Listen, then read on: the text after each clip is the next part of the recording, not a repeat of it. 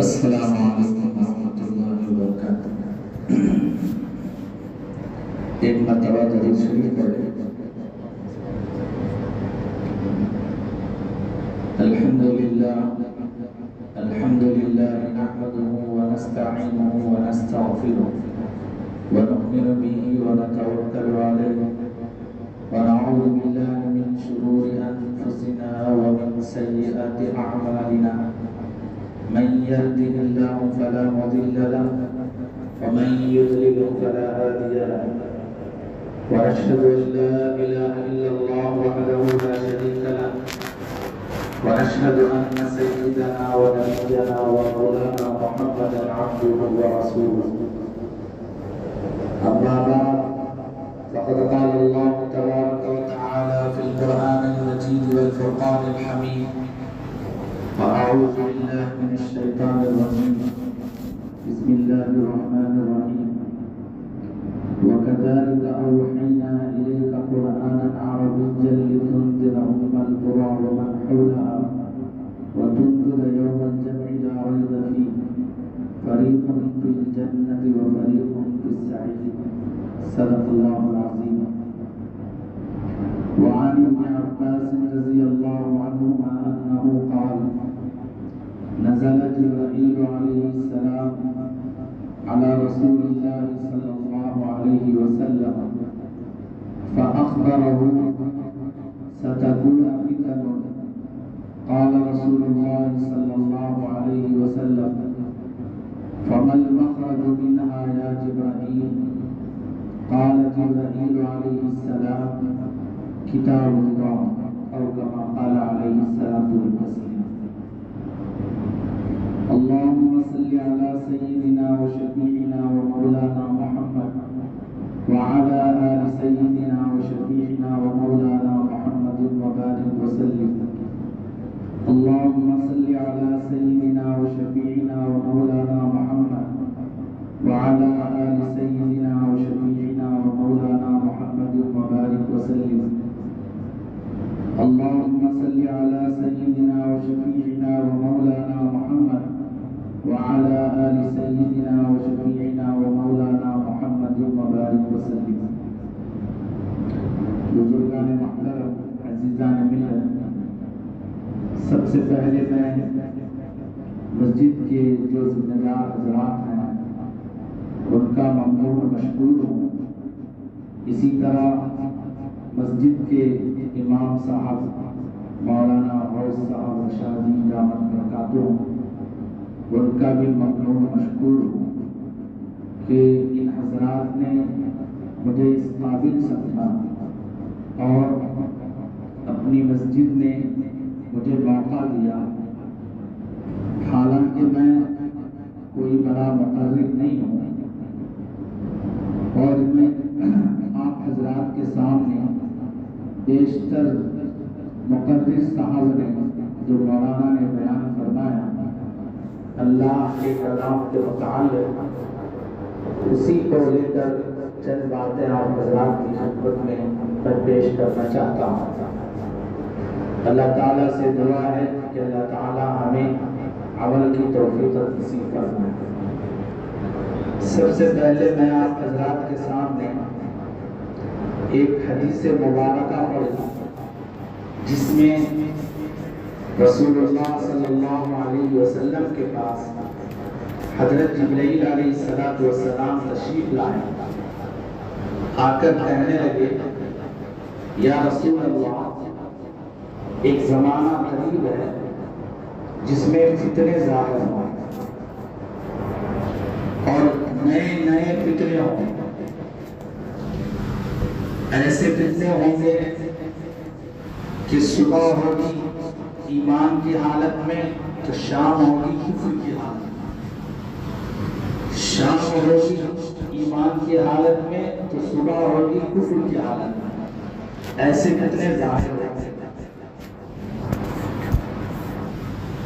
آج ہم جس دور سے گزر رہے ہیں، جس ماحول سے ہم گزر رہے ہیں، یہ وہی ماحول ہے جس میں نئے نئے فتنے ظاہر ہو رہے ہیں. دیکھیں کوئی اپنے کو مہدی کہتا ہے، کوئی اپنے کو نبی کہتا ہے، کوئی اپنے کو فلاں کہتا ہے، فلاں کہتا ہے، اور امت کا بھولا بھالا طبقہ، نہ کہیں بھولا بھالا، بلکہ امت کا یہ طبقہ کچھ ایسا ہے جو ان فتنوں کی طرف بھاگ رہا ہے۔ بات یہ سمجھ میں نہیں آتی کہ ان فتنوں کو کیسے اپنے آپ لے لیتے ہیں، حالانکہ قرآن نے صاف واضح انداز سے فرمایا ما كان محمد ابا احد من رجالكم ولكن رسول اللہ وخاتم النبیین۔ رسول اللہ صلی اللہ علیہ وسلم آخری نبی ہیں، ان کے بعد کوئی نبی آنے والا نہیں۔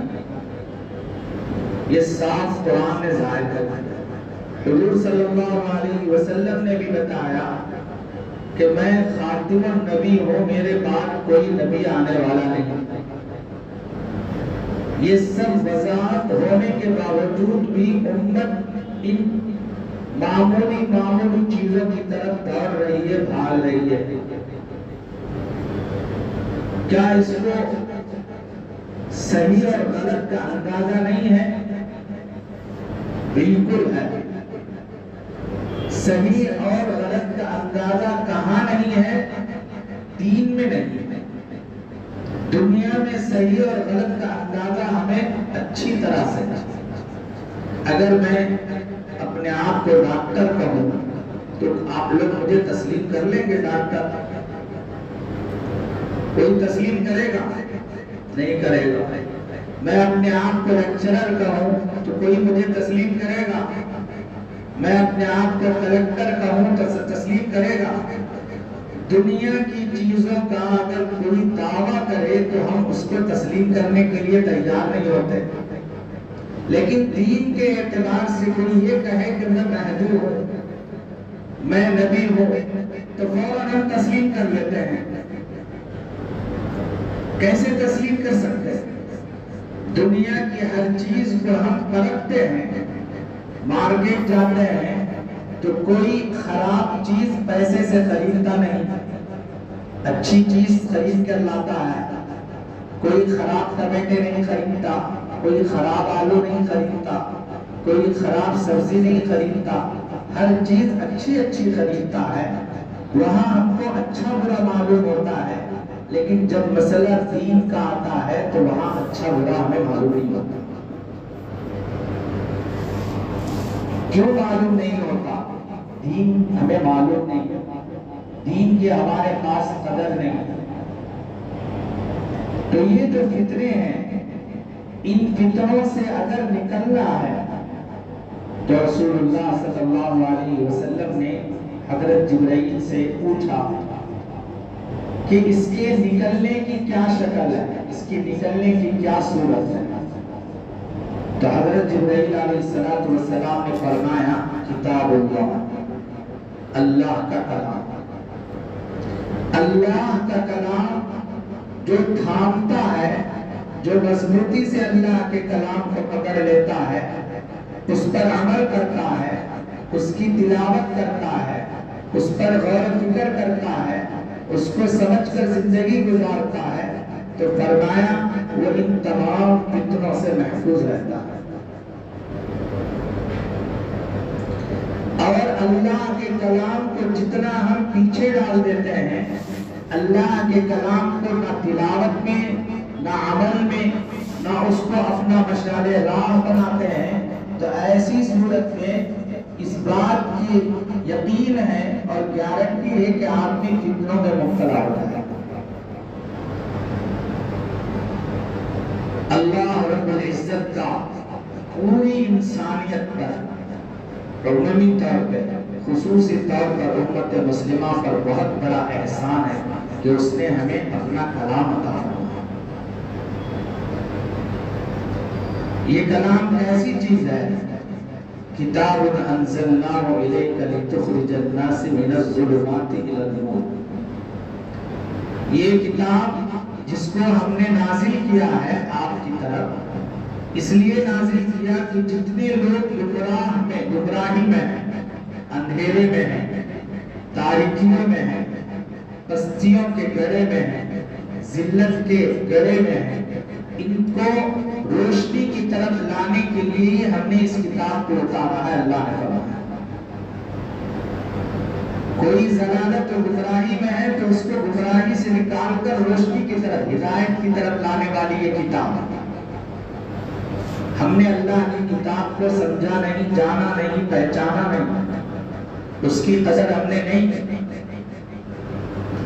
آج امت اللہ کی کتاب کو کتاب نہ سمجھنے کی بنیاد پر ہم عزتیں کھو بیٹھے ہیں، ہم ذلت کا شکار ہیں، ہم پستیوں کے شکار ہیں۔ جب تک یہ قوم اللہ کی کتاب کو آگے رکھی تھی اور اللہ کی کتاب کے بعد اپنے سارے کام کرتے تھے تو اس وقت تک یہ قوم پہاڑوں کی بلندیوں پر، چوٹیوں پر اس امت سے ساری انسانیت ڈرا کرتے تھے۔ آنکھ میں آنکھ ملانے کی ان کو ہمت نہیں ہوتی، کوئی ڈرا نہیں سکتا تھا، کوئی دھمکا نہیں سکتا تھا، اس لیے کہ یہ امت اللہ کی کتاب کو تھامی ہوئی تھی اور اللہ کی کتاب پر عمل کرتی تھی۔ آج دیکھیں چاروں طرف گناہ ہی گناہ، گناہ تو ہمارے ہاتھوں میں بھی۔ موبائل کس کے پاس ہے؟ یہ اس میں اچھائی بھی ہے، خرابی بھی ہے، لیکن خرابی زیادہ ہے۔ ہاتھ میں ہی گناہ، چلتا پھرتا گناہ، تو چاروں طرف گناہ۔ زنا عام ہے، چوری عام ہے، شراب عام ہے، اور بے پردگی، بے حیائی عام ہے۔ ہر قسم کے بڑے چھوٹے تمام گناہ عام ہے کہ نہیں؟ اب ہر گناہ سے نکالنا ہے، اس کے لیے حکومت کوشش کرتی ہے شراب کو بند کرے، چوری کو بند کرے، فلاں چیز کو بند کرے، فلاں چیز کو بند کرے، لیکن بند ہونے کا نام نہیں ہے، عروج پر ہی عروج ہے۔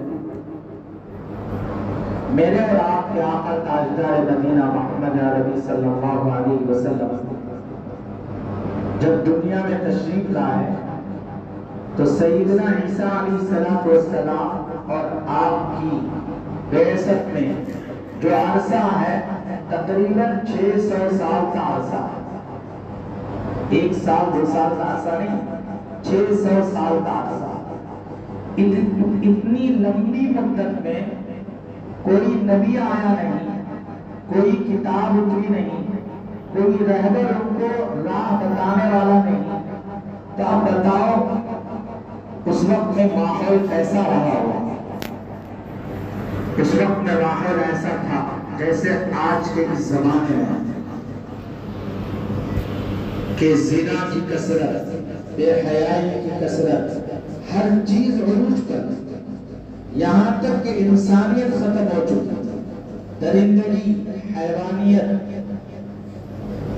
چھوٹے چھوٹے معصوم بچیوں کو زندہ درگور کر دینا، دشمنی آپس میں 1 دن کی 2 دن کی دشمنی نہیں، سالوں کی دشمنیاں، بلکہ مرتا ہوا باپ اپنے اولاد کو یہ نصیحت کرتا کہ میرے فلاں قبیلے سے، فلاں خاندان سے دشمنی ہے، تو بھی اس دشمنی کو باقی رکھنا، یہ وصیت کر کے مر جاؤ۔ ایسی دشمنیاں تھیں۔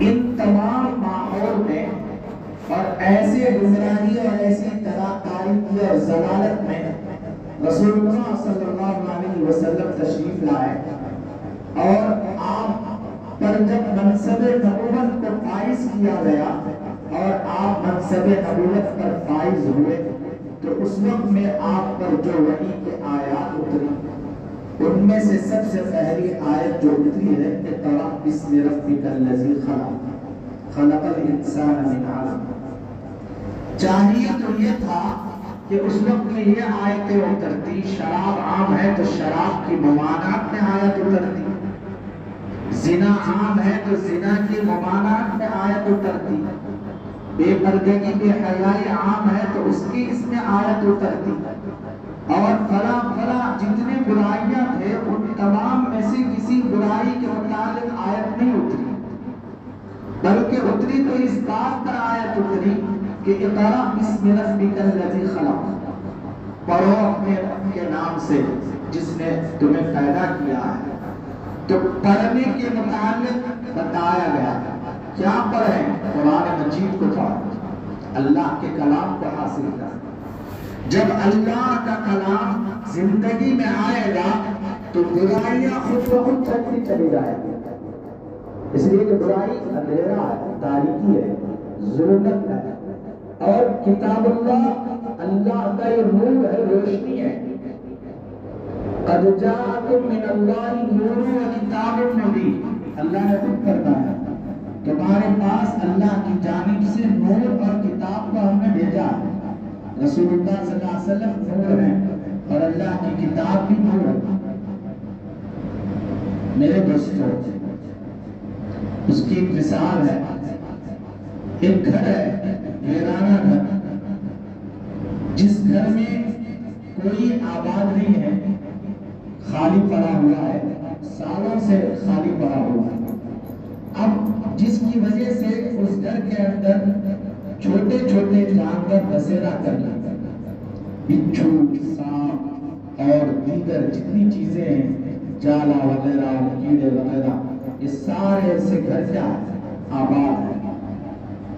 اب اس گھر کو صاف کرنا ہے تو کیا کریں گے؟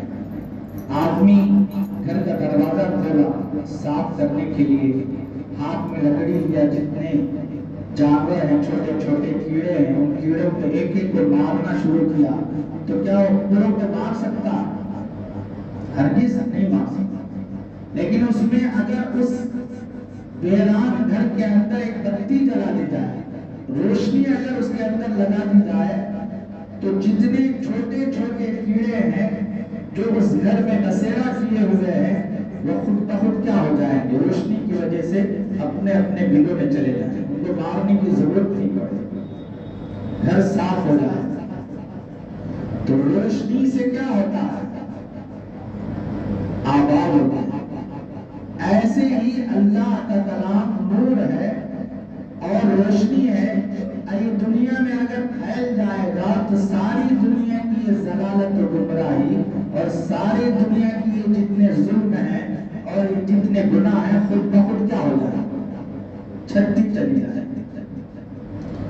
ہمارے اندر اللہ کا کلام آئے گا، ہم اللہ کے کلام کو پڑھیں گے، ہمارے بچے اللہ کے کلام کو پڑھیں گے، ہماری گھر کی عورتیں اللہ کے کلام کو پڑھیں گے، ہمارے گھر میں روزانہ اللہ کے کلام کی تلاوت ہوگی، تو یاد رکھو نور ہی نور رہے گا، اللہ کی مدد ہی مدد رہے گا، اللہ کی رحمت ہی رحمت رہے گا۔ آج ہمارے گھر شیطان کے اڈے بنے ہوئے ہیں، گھر میں نہ باپ اللہ کو یاد کرنے والا ہے، گھر میں نہ بیٹی اللہ کو یاد کرنے والی ہے، نہ بیوی اللہ کو یاد کرنے والی ہے، کوئی اللہ کو یاد کرنے والے نہیں ہیں۔ تو بتاؤ گھر میں رحمتیں رہیں گی، برکتیں رہیں گی؟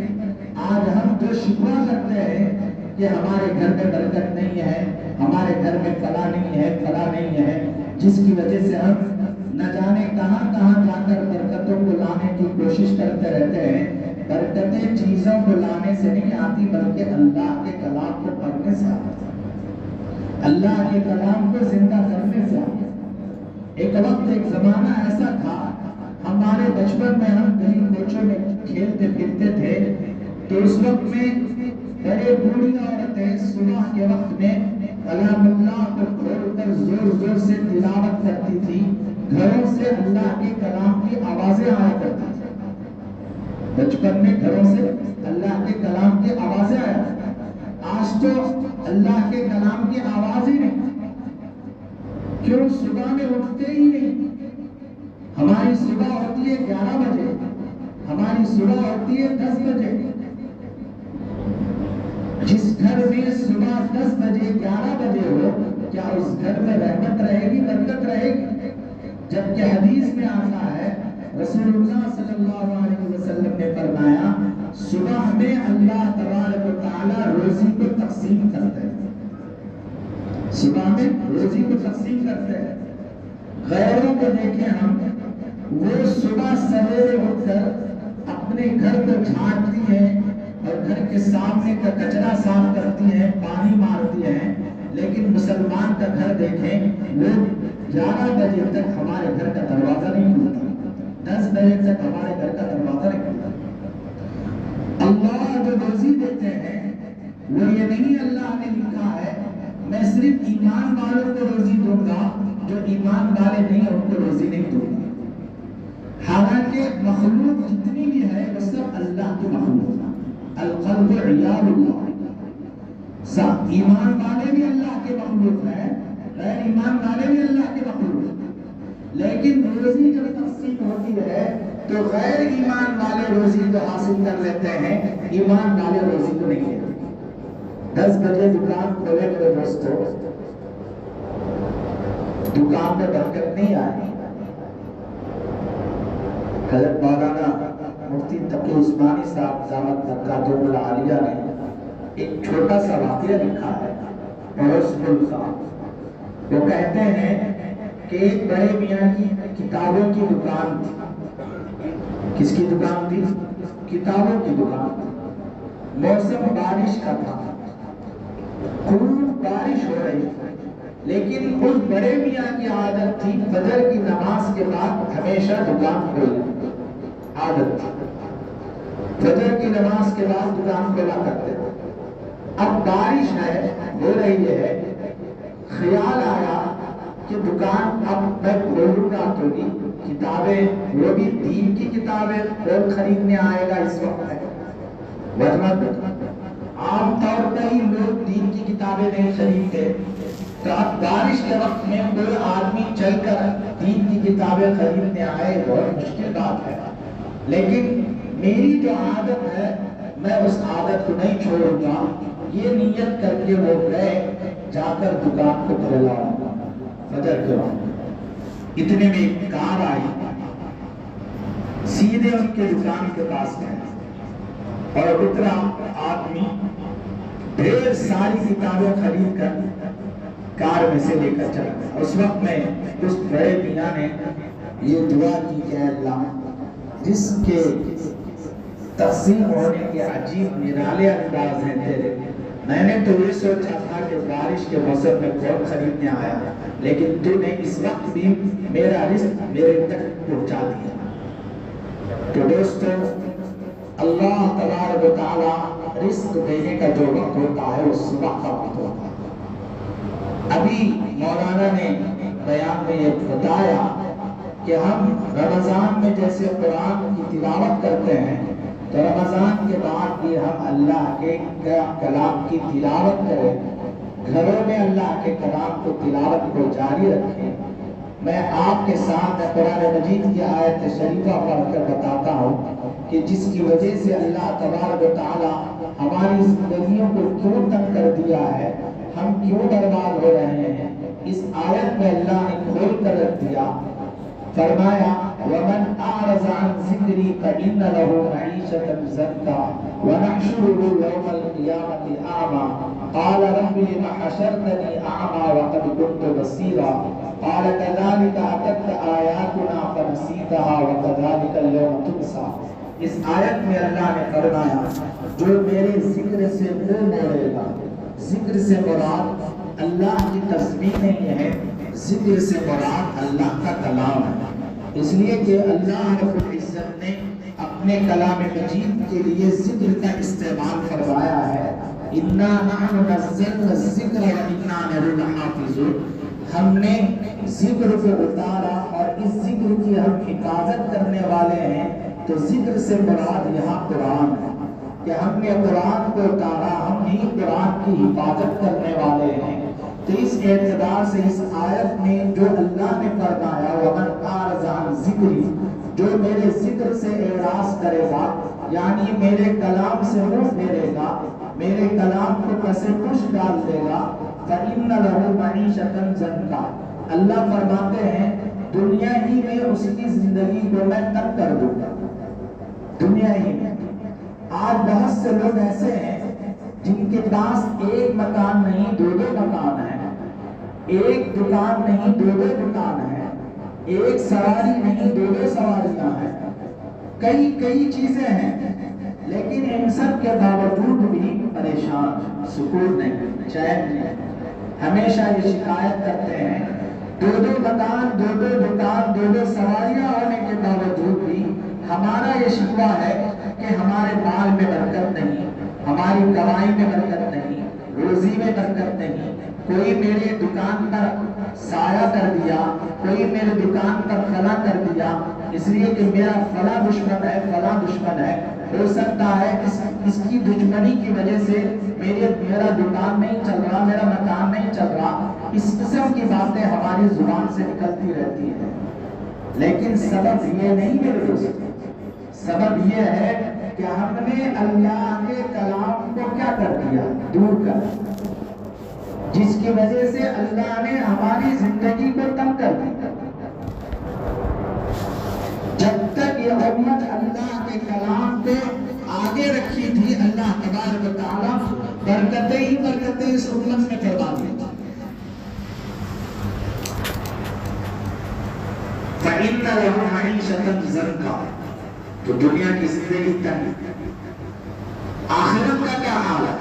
وَنَحْشُرُهُ يَوْمَ الْقِيَامَةِ أَعْمَىٰ، جب ہم دنیا سے ان کو اٹھائیں گے قیامت کے دن، جمع کریں گے سب کو، تو اس وقت میں حال یہ ہوگا کہ وہ نابینا ہونے کی حالت میں اٹھیں گے، اندھے ہونے کی حالت میں۔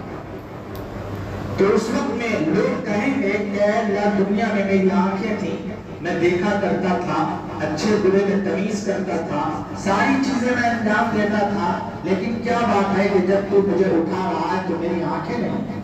لِمَ أَشَرْتَنِي أَعْمَىٰ وَقَدْ كُنْتُ بَصِيرًا، تو اس وقت میں اللہ اس کا جواب دیتا ہے قَالَ كَذَٰلِكَ أَتَتْكَ آيَاتُنَا فَنَسِيتَهَا وَكَذَٰلِكَ الْيَوْمَ تُنسَىٰ، دنیا میں ہماری آیتیں، ہمارا کلام، ہمارے احکام، ہماری باتیں تمہارے تک پہنچایا کرتے تھے، تمہاری تک پہنچتے تھے، تم نے اس کو سنا نہیں، اس پر عمل نہیں کیا، اس کو تلاوت نہیں کی، اس کو اپنے سینے سے نہیں لگایا۔ جس طرح تم نے دنیا کے اندر ہماری آیتوں کو بھول گئے، ہمارے کلام کو بھول گئے، اس طرح آج کے دن ہم تمہیں بھلا دیا، ہم تم کو بھول گئے۔ جو اللہ تبارک و تعالیٰ بندوں پر مہربان ہے، بندوں سے محبت کرنے والا، بندوں کی آہ پکار پر لبیک کہنے والا، ایسا پروردگار جب ہم قیامت کے دن کھڑے ہوں گے، جمع ہوں گے، تو اللہ یہ کہے کہ میں تم کو بھلا دیا، میں تمہیں بھول گیا، اب بتاؤ ہم کس کا دروازہ کھڑ کے جائیں، کس کے پاس جائیں، کس سے مانگے، کس کو پکاریں؟ جب اللہ ہی ہمارا ساتھ چھوڑ دے تو ہم کس کو پکاریں؟ آج کے اس دور میں واحد سخت ضرورت میرے دوستو اگر کسی چیز کی ہے تو وہ اللہ کے کلام کی۔ آج یہ پوری انسانیت، پوری دنیا اللہ کے کلام کو کیا کرنا چاہتی ہے؟ بند کرنا چاہتی ہے، اللہ کے کلام کو مٹانا چاہتی ہے، اور اس کے احکام کو بند کرنا چاہتی ہے، اور اس کے احکام کو، اللہ کے کلام کو مٹانا اور احکام کو مٹانا چاہتی ہے۔ دنیا اور دنیا کی جتنی قومیں ہیں، ایسے ہی حالت رسول اللہ صلی اللہ علیہ وسلم کے زمانے میں آئی تھی، مٹانا چاہتے تھے، بند کرنا چاہتے تھے، لیکن اللہ کے نبی علیہ السلام مضبوطی سے اس کو پکڑے ہوئے۔ کئی قریش کے بڑے بڑے سردار رسول اللہ صلی اللہ علیہ وسلم کے پاس آئے، آ کر کہنے لگے اے محمد تم اس کام سے، یعنی اللہ کے اس کتاب کے احکام سے تم یہ چاہتے ہو، مکے کی سرداری چاہتے ہو، تو ہم تمہیں مکے کا سردار بنا دیں۔ تم اس کتاب کے احکام سے مکی کی خوبصورت عورت سے نکاح کرنا چاہتے تو ہم نکاح کر دیں گے، مالدار بننا چاہتے تو ہم مال دینے کے لیے تیار، سردار بننا چاہتے تو ہم تمہیں سردار بنا دیں گے، بس تمہیں کرنا یہ ہے کہ تم اس کو چھوڑ، تم کیا کر دیں، اس کو چھوڑ، جب تم اس کو چھوڑ دیں گے ہم تم کو ہاتھوں میں اٹھا دیں گے، ہم تمہارا استقبال کریں گے، ہم تمہیں گلے لگائیں گے۔ دنیا کہتی تھی، اللہ کے نبی علیہ السلام نے اس وقت کچھ نہیں کہا، صرف قرآن کی آیتیں، حامیم تنزیل من الرحمن الرحیم کتاب فصلت آیاتہ قرآنا عربیا لقوم یعلمون، یہ آیتیں پڑھ کر سنیں، ایسے پڑھیں تو ان آیتوں کو پڑھنا ہی تھا وہ پسیج گیا، نرم ہو گیا، اس کی زبان بند ہو گئی، اس کی آنکھیں پھترا گئی، اور وہ اپنی قوم کے پاس گیا، جا کر کہنے لگا اے میرے قوم کے لوگوں، محمد کو کچھ نہ کہو۔ قرآن میں یہ تاثیر ہے میرے دوست،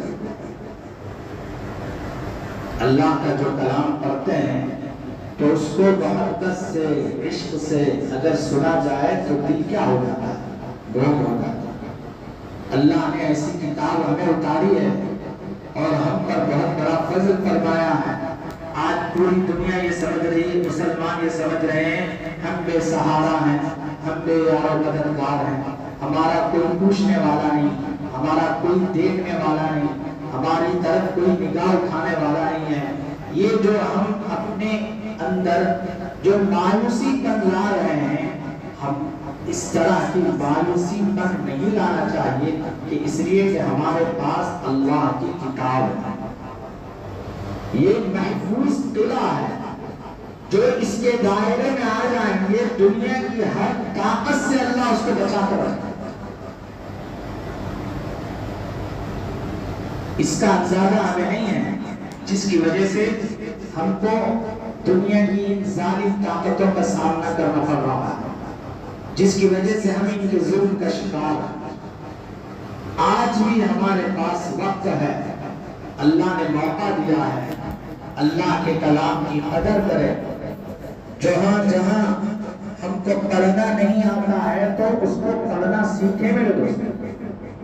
اللہ قیامت کے دن پوچھے گا، قبر میں آپ کو نہیں پوچھے گا تو ڈاکٹر تھا، انجینئر تھا، کیا تھا، فلاں تھا، فلاں، یہ پوچھے گا کہ میں نے محمد صلی اللہ علیہ وسلم کی امت پر اللہ کا کلام اتارا، میرا کلام اتارا، تم نے اس کو پڑھا، سیکھا، عمل کیا، اس کے مطابق زندگی گزاری نہیں گزاری، یہ ضرور پوچھے۔ اللہ کے نبی خود گواہ دیں گے، یہ کہیں گے وقال رسول رب ان قوم اتخذوا هذا القرآن مهجورا، اللہ کے نبی اللہ کی بارگاہ میں کہیں گے کہ اے میرے رب، یہ وہ قوم ہے میری جس نے اس قرآن کو چھوڑا ہوا تھا، اس قرآن سے منہ موڑا ہوا تھا، اس قرآن کے مطابق زندگی نہیں گزاری تھی۔ یہ قوم کہیں گے، رسول اللہ صلی اللہ علیہ وسلم رب کے بارگاہ میں شکایت کریں، کسی اور کو نہیں، ہمیں دیا گیا، جب ہمیں دیا گیا ہے تو ہم خود، میں آپ سے سوال کروں، اس مجمع کے اندر رمضان کا مبارک مہینہ شروع ہوا، شروع سے لے کر اب تک ہم میں سے کس نے قرآن مجید کو پورا مکمل پڑھا؟ اگر ہاتھ اٹھائے تو سب کے ہاتھ شرمندہ ہو جائے، پڑھنا ہی نہیں آتا تو کیسے پڑھے؟ حالانکہ یہ مہینہ کون سا مہینہ ہے؟ قرآن کا مہینہ ہے۔ میرے اور آپ کے آقا تاجدار مدینہ محمد عربی صلی اللہ علیہ وسلم، آپ صاحب قرآن ہیں، آپ پر قرآن اتارا گیا، آپ پر جب قرآن اتارا گیا تو آپ کو پڑھنے کی کیا ضرورت، آپ کو سنانے کی کیا ضرورت، آپ کو محنت کرنے کی کیا ضرورت؟ لیکن روایتوں میں آتا ہے حضرت جبرائیل علیہ السلام ہر سال رمضان میں رسول اللہ صلی اللہ علیہ وسلم کی خدمت میں آتے، جبرائیل آپ کو قرآن سناتے اور آپ جبرائیل کو قرآن سناتے، اور اللہ کے نبی رمضان کے مہینے میں پوری رات اللہ کی بارگاہ میں کھڑے ہو کر قرآن تلاوت کرتے۔ ایک صحابی کہتے ہیں میں رسول اللہ صلی اللہ علیہ وسلم نماز کی نیت باندھ کر کھڑے ہو گئے، میں پیچھے کھڑے ہو گیا تو اللہ کے نبی نے سورہ بقرہ کی تلاوت کی، سورہ بقرہ ختم ہوئی تو میں نے سوچا اب رکوع کریں گے، لیکن اللہ کے نبی نے رکوع ہی نہیں فرمایا۔ پھر میں نے سمجھا سورہ آلی عمران شروع کی، اس کے ختم پر آپ رکوع فرمائیں گے، سورہ آلی عمران بھی ختم ہو گیا، سورہ نساء بھی ختم ہو گیا، سورہ مائدہ تک اللہ کے نبی صلی اللہ علیہ وسلم نے رکوع نہیں فرمایا۔ میری ہمت نہیں ہوئی، میں اپنی نماز پڑھ کر نکل گیا تو اللہ کے نبی جو صاحب قرآن ہیں اللہ کی بارگاہ میں اتنے پارے اور اتنے سورے پڑھے، کیا ضرورت ہے؟ حضرات صحابہ میں حضرت سیدنا عثمان بن عفان رضی اللہ عنہ کے متعلق آتا ہے پوری رات ایک رکعت میں ایک قرآن پڑھا کرتا۔ ابھی حضرت مولانا نے کہا فلاں امام اتنے قرآن پڑھا کرتے تھے، کیوں پڑھتے تھے میرے دوستو؟ کیا ان کو کچھ ملتا تھا؟ نہیں، ہم آنکھ بند ہونے والی ہے، اللہ کی قبر میں جانے والے ہیں، اللہ کے پاس ہم کو کھڑا ہونا ہے اور اللہ ہم سے سوال کرے گا میں نے تمہیں قرآن دیا تھا، تم نے اس کا کیا حق ادا کیا؟ تو ہم کیا جواب دیں؟ پڑھنے کے اعتبار سے کیا حق ادا کیا، احکام کے اعتبار سے کیا حق ادا کیا، تلاوت کے اعتبار سے کیا حق ادا کیا، تو اس وقت میں ہم کیا جواب دیں؟ ایک زمانہ ایسا تھا مائیں دودھ پلاتے بچیوں کو گود میں رہتے ہوئے قرآن کی تلاوت کرتے۔ حضرت شیخ اپنی کتاب میں فضائل رمضان میں لکھا ہے ہماری گھر کی عورتوں پر مجھے فخر ہے، ہماری گھر کی عورتوں پر مجھے فخر ہے، گھر کے کام و کاج کرتے ہوئے روزانہ 10-12 پارے پڑھ لیتے۔ ہم کو ایک صفحہ پڑھنا نصیب نہیں ہوتا، ایک آیت پڑھنا نصیب نہیں ہوتا، اور جو پڑھنے والے ہیں ہم ان کو تانا دیتے ہیں، جو تلاوت کرنے والے ہیں ہم ان کو برا بھلا کہتے ہیں۔ اب بتاؤ اللہ کی رحمت آئے گی، اللہ کی قدر آئے گی؟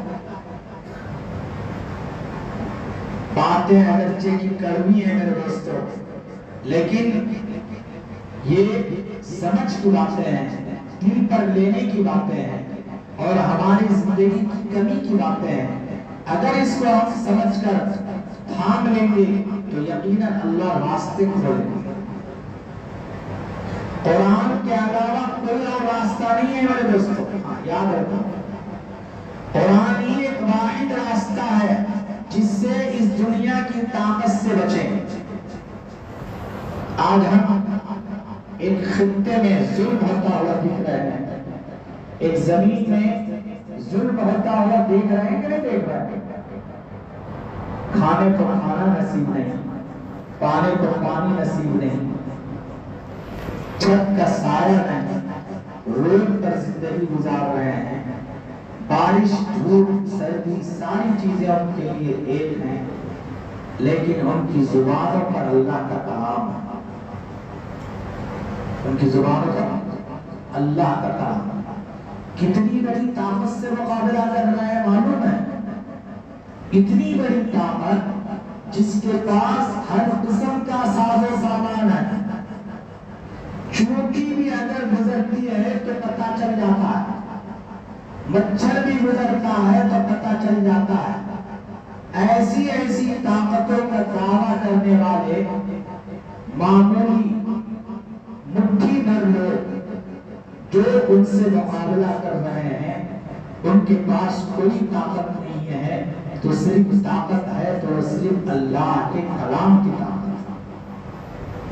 چھوٹے چھوٹے بچے جب پیاری پیاری زبان سے اللہ کا کلام ادا کرتے ہیں تو دل اتنا بہت ہو جاتا ہے۔ ہم ساری سہولتیں اللہ نے دی ہیں، کھانا وقت پر کھا رہے ہیں، پانی وقت پر مل رہا ہے، گھر کا سایہ نصیب ہے، نماز پڑھنا نصیب ہے، مسجدیں ہمارے لیے آباد ہیں، مسجدیں ایسی ہیں کہ مسجد کے ذمہ دار ہمارے لیے طرح طرح کی سہولتیں پیدا کر رہے ہیں کہ لوگ آئیں، آ کر اللہ کے گھر میں اچھی عبادت کریں، اللہ کے سامنے گڑ گڑائیں، مانگے۔ اس کے باوجود بھی ہم کو نہ اللہ یاد آتا ہے، نہ اللہ کے رسول یاد آتے ہیں، نہ اللہ کی کتاب یاد آتی ہے، کچھ یاد نہیں آتا، بس دور مارتے ہیں اور نکل جاتے ہیں، ایسے نکل جاتے ہیں گویا ہم اللہ پر احسان کر رہے ہیں۔ اللہ نہ ہماری نمازوں کا محتاج ہے، نہ ہماری دعاؤں کا محتاج ہے، نہ ہماری تلاوت کا محتاج ہے، نہ ہمارے ذکر کا محتاج ہے، نہ ہمارے صدقہ خیرات کا محتاج ہے، کسی چیز کا محتاج نہیں ہے رب تعالیٰ۔ صاحب اعلان کر دیا اللہ رب العزت نے، لو ان اولکم وآخرکم وانسکم وجنکم کانوا علی اتقى قلب رجل واحد، پیدائش سے لے کر انسان کی اور قیامت تک آنے والے جتنے ہیں، سارے کے سارے جنات، سارے کے سارے انسان اس آدمی کی طرح ہو جائیں جو آدمی کیا ہے؟ تقوی والا ہے، اللہ کا فرما بردار ہے، پلک جھپکنے کے برابر بھی اللہ کی نافرمانی نہیں کرتا۔ پوری دنیا میں جتنے انسان ہیں، جتنے جنات ہیں، سب اللہ کے نیک بندے ہیں، پلک جھپکنے کے برابر بھی نافرمانی نہیں کرتے، سب اللہ کے مطیع فرما بردار ہیں۔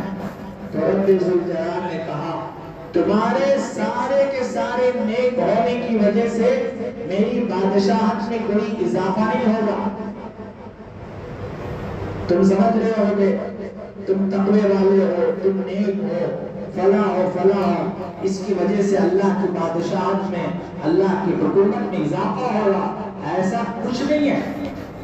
پھر اللہ فرماتا ہے سارے انسان اور سارے جنات مل کر گنہگار آدمی کی طرح ہو جائے، کوئی اللہ کو ماننے والا نہیں، کوئی اس کی اطاعت کرنے والا نہیں، کوئی فرما برداری کرنے والا نہیں ہے، نافرمان بن جائے، سب کے سب اللہ کو یاد کرنے والا ہے ہی نہیں۔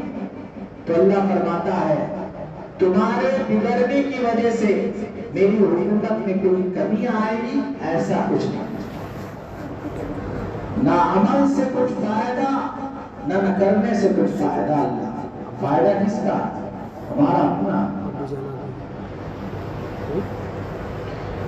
اس لیے رمضان کا یہ مبارک مہینہ ہمیں یہ پیغام دے رہا ہے، ہمیں بتلا رہا ہے کہ دیکھو صرف ہم رمضان کے مسلمان نہیں ہیں، رمضان کے ایمان والے نہیں ہیں، جتنے اعمال رمضان میں ہم کر رہے ہیں یہ صرف ایک مہینے کا عمل نہیں ہے، بلکہ ہماری اپنی پوری زندگی کا عمل ہے۔ رمضان یہ ہمارے لیے یہ بتانے آیا، یہ سبق یاد دلانے آیا، یہ غفلت ہماری دور کرنے کے لیے آیا، ہم کو جگانے کے لیے آیا۔ ہم سوئے ہوئے تھے، ہر اعتبار سے ہم سوئے ہوئے تھے، رمضان آ کر ہم کو جگا رہا ہے کہ دیکھو تم کس کے بندے ہو؟ اللہ کے بندے ہو۔ تم کس کے سامنے جھکنا ہے؟ اللہ کے سامنے جھکنا ہے۔ تم کو کس کے مطابق زندگی گزارنی ہے؟ اللہ کے کتاب کے مطابق زندگی گزارنی ہے۔ تم کو کس کے طریقے پر چلنا ہے؟ رسول اللہ صلی اللہ علیہ وسلم کے طریقے کے مطابق چلنا ہے۔ یہ رمضان آ کر ہمیں بتا رہا ہے یہ صرف ایک مہینے کا عمل نہیں ہے بلکہ پوری زندگی کا عمل ہے۔ جب تک ہمارے زندگی میں ایمان رہے گا، روح رہے گی، تب تک ہم کو یہ کام کرنا ہوگا۔ ایک بات بتاؤ، جب سے ہمارا ملک آزاد ہوا تب سے لے کر آج تک ہم زندگیاں گزار رہے ہیں، کیسے؟ غیروں کے طریقے کے مطابق۔ علماء نے، مدارس والوں نے، اللہ والوں نے کان پکڑ پکڑ کر، دامن پکڑ پکڑ کر ہم کو کھینچا، بلایا، دیکھو اللہ کی طرف آ جاؤ، مسجد کی طرف آ جاؤ، قرآن کی طرف آ جاؤ، رسول اللہ کی طرف آ جاؤ۔ ہم نے نہیں مانی، ہم کیا کریں؟ ہم ان کی باتوں کو ایزی میں لیں گے، ہم غیر کو خوش کریں۔ اس نے ہم سے چہرہ چھڑوایا تو ہم تیار ہو گئے، کپڑے ہمارے اتروا دیے، اپنے طریقے کے مطابق کپڑے ہمارے پہنوا دیے، ہم پہن لیے۔ اور جو کاروبار کے اعتبار سے کاروبار کس طرح کرنا ہے وہ ہم کو بتایا، اس کے مطابق ہم کاروبار تجارت کرنے لگے، جھوٹ بولنے لگے، دھوکہ دینے لگے، خیانت کرنے لگے، سب کچھ کرنے لگے۔ پائے کیا میرے دوستوں بتاؤ؟ ہم نے کچھ پایا ہے کیا؟ ہم کو جن کی ہم اتباع کر رہے ہیں، جن کے مطابق ہم زندگی گزار رہے ہیں، ان لوگوں نے ہم کو کوئی مقام دیا ہے؟ کیا ہم کسی شہر کے MLA ہیں یا کسی کمپنی کے مالک ہیں یا کسی دکان کے بڑے ہیں؟ کوئی یہ ہے؟ کچھ نہیں ہے، خالی ہاتھ ہے، نہ دین کے ہیں نہ دنیا کے۔ جب چھوڑے ہیں دنیا، اگر ہم کو حاصل کرنا ہے تو دنیا کو تو حاصل کر کے بتاؤ، اس میں بھی ہم آگے نہیں ہیں۔ بس وہ ہم سے یہ چاہتے ہیں کہ تم نہ دین کے رہے نہ دنیا کے رہے، نہ اللہ کے رہے نہ رسول کے رہے، نہ دنیا کے رہے نہ آخرت کے رہے، ہم سے یہ چاہتے ہیں، اور ہم نے خود کر کے خرچ کر دیے۔ اللہ یہ چاہتا ہے کہ تمہاری تمہارا روزی، تمہاری ساری چیزیں ہم نے مقدر کر کے رکھی ہیں، تم کو جو ملنا ہے وہ ضرور مل کر رہے گا۔ جس طرح موت تمہیں تلاش کرتی ہے، اسی طرح رزق بھی تمہیں تلاش کرتا ہے۔ جب تک تمہیں رزق نہیں ملے گا تب تک تمہیں موت بھی نہیں آئے گی۔ تم کو یہ بات سمجھ میں نہیں آتی، تم تو صرف اللہ رسول کو چھوڑ کر دوسروں کو خوش کرنے میں لگے ہوئے ہو۔ قرآن کہتا ہے وَلَن تَرْضَىٰ عَنْكَ الْيَهُودُ وَلَا النَّصَارَىٰ حَتَّىٰ تَتَّبِعَ مِلَّتَهُمْ۔ اے نبی علیہ السلام، یہ یہود و نصارہ آپ سے کبھی خوش نہیں ہوں گے۔ اللہ نے فرمایا یہود و نصارہ کبھی آپ سے خوش نہیں ہوں گے، کتنا بھی آپ ان کو خوش کرنا چاہے۔ یہ چاہتے ہیں کہ حتیٰ تتبع ملتہم، آپ ان کی ملت میں آ جائیں، ان کے دین میں آ جائیں۔ یا ایھا الذین آمنوا لا تتخذوا اليہود والنصارى بعضهم اولیاء بعض۔ اللہ نے فرمایا اے ایمان والو، یہ یہود و نصارہ تمہارے دوست نہیں ہیں، تم ان کو اپنا دوست نہ بناؤ، ان کے مطابق زندگیاں نہ گزارو۔ یہ آپس میں ایک دوسرے کے دوست ہیں، یہ ایمان والے کے کبھی دوست نہیں ہیں۔ ایمان والے کے کیا ہیں؟ لَتَجِدَنَّ أَشَدَّ النَّاسِ عَدَاوَةً لِلَّذِينَ آمَنُوا الْيَهُودَ وَالَّذِينَ أَشْرَكُوا۔ اللہ نے کہا سب سے زیادہ دشمن تم اپنے لیے دنیا میں کسی قوم کو پاؤ گے تو وہ یہود و نصارہ ہے اور مشرک ہیں، تمہارے سب سے بڑے دشمن ہیں۔ میں نہیں کہہ رہا ہوں، اللہ کہہ رہا ہے لَتَجِدَنَّ أَشَدَّ النَّاسِ عَدَاوَةً لِلَّذِينَ آمَنُوا الْيَهُودَ وَالَّذِينَ أَشْرَكُوا۔ جس کو اللہ نے دشمن کہا ہم اس کو دوست سمجھ رہے ہیں۔ کامیاب ہوں گے ہم؟ کبھی کامیاب نہیں ہوں گے۔ اس لیے ہم کو دنیا کتنی بھی ترقی کر جائے، بلکہ زمین سے لے کر آسمان تک چلا جائے، دعوے یہ کرنے لگے کہ ہم چاند پر پہنچ گئے، دعوے یہ کرنے لگے ہم زمین کے انتہا تک پہنچ گئے، دنیا کتنی بھی ترقی کرے، دنیا کی ترقی سے کوئی لینا دینا نہیں ہے جب تک ہم اللہ کی طرف لوٹ کر رہے ہیں، اللہ کے رسول کی طرف لوٹ کر رہے ہیں۔ ایک واقعہ بتا کر میں اپنی بات کو ختم کرتا ہوں۔ قرآن جب ہم نے چھوڑا تو ہم ذلت کے شکار ہو گئے۔ یہ قرآن کہاں سے کہاں تک پہنچاتا ہے معلوم انسان؟ حضرت سیدنا عمر بن خطاب رضی اللہ عنہ، آپ اسلام نہیں لائے تھے، رسول اللہ صلی اللہ علیہ وسلم کے دشمن تھے، اسلام سے دشمن تھے، ابھی اسلام قبول نہیں کیے تھے۔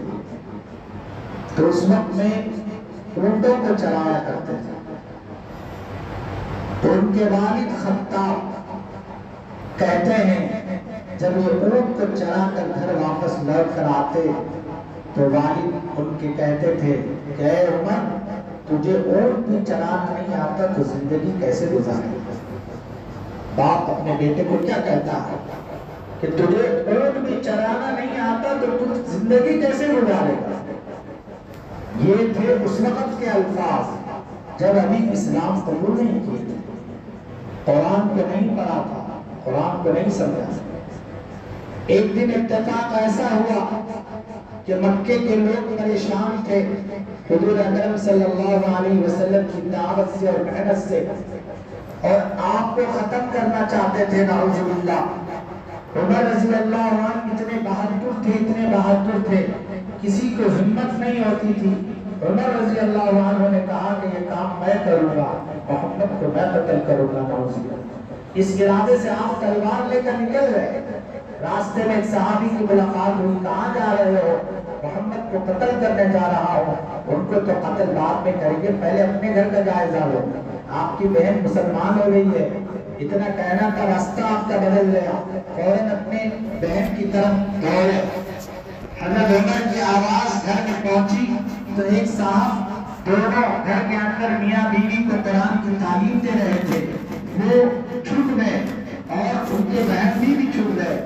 بہن نے دروازہ کھولا اور کہا کیا بات ہے؟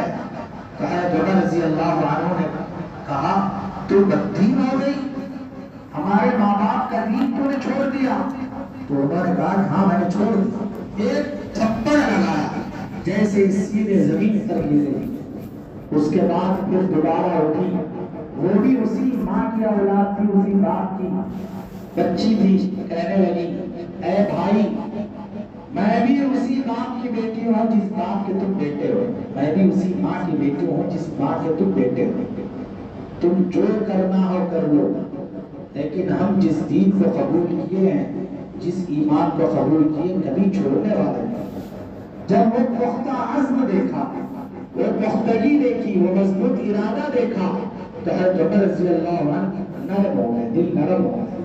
کہنے لگے تم کیا پڑھ رہے تھے, مجھے بھی سناؤ. تو اس وقت بہن کہنے لگی کہ بھائی تم ناپاک ہو, پہلے تم پاکیزے ہو جاؤ, اس کے بعد میں تم کو پڑھ کے سناؤں گی.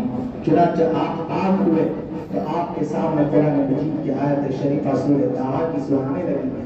جیسے جیسے قرآن پڑھتے گئے اس وقت ان کی آنکھوں سے آنسو بہہ گئے. عمر رضی اللہ اتنے میں کہنے لگے اس کو حاصل کرنا ہو تو کیا کرنا پڑے گا؟ اس کو حاصل کرنا ہو تو ایمان لانا پڑے گا. ایمان لانا ہو تو کیا کرنا پڑے گا؟ چلو محمد صلی اللہ علیہ وسلم کی خدمت میں. تو چنانچہ آپ کو حضور اکرم صلی اللہ علیہ وسلم کی خدمت میں لے جایا گیا. غار ارقم میں تھے حضرت حمزہ رضی اللہ عنہ, اس سے ایک دن پہلے یا 2 دن پہلے ایمان لائے ہوئے تھے. عمر رضی اللہ عنہ کو آتا ہوا دیکھ کر حضرت حمزہ فوراً آگے بڑھے. اے اللہ کے نبی اچھے ارادے سے آ رہا ہے تو ٹھیک ہے, اگر اس کا ارادہ غلط ہے تو میں دروازے میں اس کو نپٹا لوں گا. حضرت حمزہ رضی اللہ عنہ آگے بڑھے تو رسول اللہ صلی اللہ علیہ وسلم نے فرمایا کہ نہیں.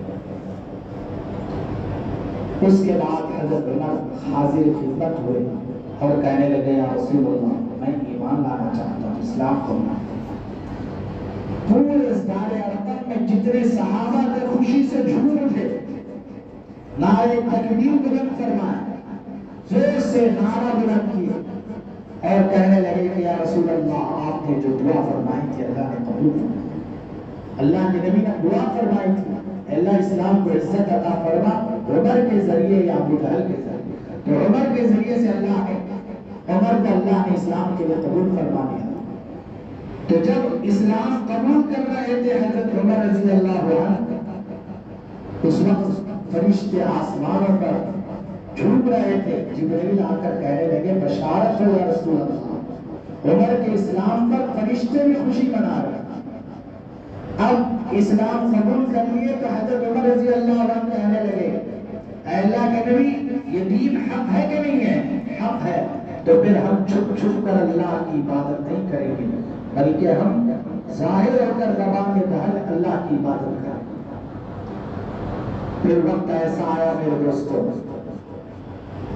اللہ نے حضرت عمر رضی اللہ عنہ فرمانے لگے کہ جس راستے میں وہ اونٹوں کو چرایا کرتے تھے، آپ خلیفہ بنے، بادشاہ بنے، اللہ نے آپ کو ایسی حکومت عطا فرمائی کہ آپ کی حکومت پانی پر بھی تھی، آپ کی حکومت ہوا پر بھی تھی، آپ کی حکومت آگ پر بھی تھی، آپ کی حکومت زمین پر بھی تھی۔ ایسی حکومت اللہ نے حضرت عمر رضی اللہ عنہ کو عطا فرمائی۔ اسی حکومت میں رہتے ہوئے آپ کہنے لگے، ایک وقت وہ تھا کہ میرا باپ کہتا تھا کہ اونٹوں کو چرا نہیں سکتا، اونٹوں کو چرا نہیں سکتا جو زندگی کیا گزارتا ہے، لیکن آج وقت اللہ نے ایسا عطا فرمایا، اسلام کی وجہ سے اللہ نے ہمیں عزت دی، اور ایسی عزت دی کہ ہم بادشاہ بن گئے، اور ہمارے ماتحت میں سارے ملک آ گئے، ساری ریاستیں ہمارے ماتحت میں آ گئی۔ یہ صرف کس کی وجہ سے آئی میرے دوستوں؟ اللہ کے کلام کو سمجھا اور پڑھا، اس کے مطابق زندگی گزاری تو اللہ نے یہاں تک پہنچائی۔ تو ان کی حکومت ہوا پر کیسی تھی، پانی پر کیسی تھی، زمین پر کیسی تھی، آگ پر کیسی تھی، اس بات کو بتا کر میں اپنی بات کو ختم کرتا ہوں۔ زمین پر مدینے کے اندر ایک وقت ایسا آیا کہ زمین میں زلزلہ آ گیا، زمین میں زلزلہ آ گیا۔ عمر رضی اللہ عنہ کے زمانے میں حضرت عمر رضی اللہ عنہ اپنا پاؤں رکھ کر زمین پر دے مارا اور کہا، اے زمین، کیا عمر تیرے اوپر انصاف نہیں کر رہا ہے؟ کسی پر ظلم کیا ہے عمر نے تو تو زلزلہ حرکت بند نہ کر، اپنی حرکت جاری رکھ۔ اگر عمر نے تیرے اوپر رہتے ہوئے انصاف کیا ہے تو اپنی حرکت بند کر دے۔ ایک پاؤں ایسا مارا تو زمین حرکت بند کر دی۔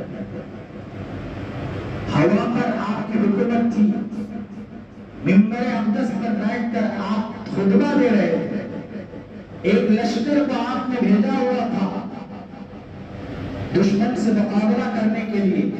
حضرت عمر رضی اللہ عنہ وہ لشکر، اسلامی لشکر، ایک پہاڑ کے پاس کھڑا ہوا تھا لشکر، اور اس پہاڑ کے اس پار میں دشمن کھڑے ہوئے تھے، اس طاق میں تھے کہ ان پر حملہ کرے۔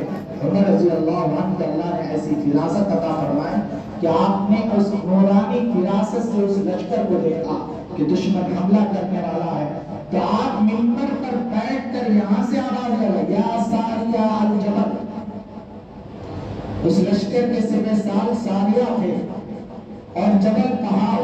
جب یہ آواز پہنچی تو اس پہاڑ کے جو لشکر تھا وہاں ان کو پہنچی آواز، فوراً پہاڑ کی طرف توجہ ڈالی تو وہاں پر دشمن کھڑا ہوا ہے۔ اس وقت انہوں نے مقابلہ کیا اور جیت کر واپس آیا۔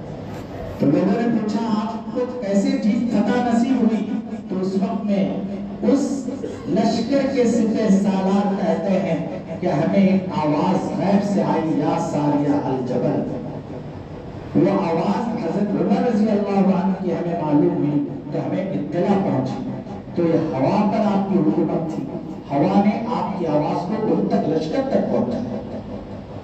مدینے میں پہاڑ پر آگ آ رہی تھی، پہاڑ پر آگ ایسے آ رہی کہ پورے بستی کو جلا رہی تھی۔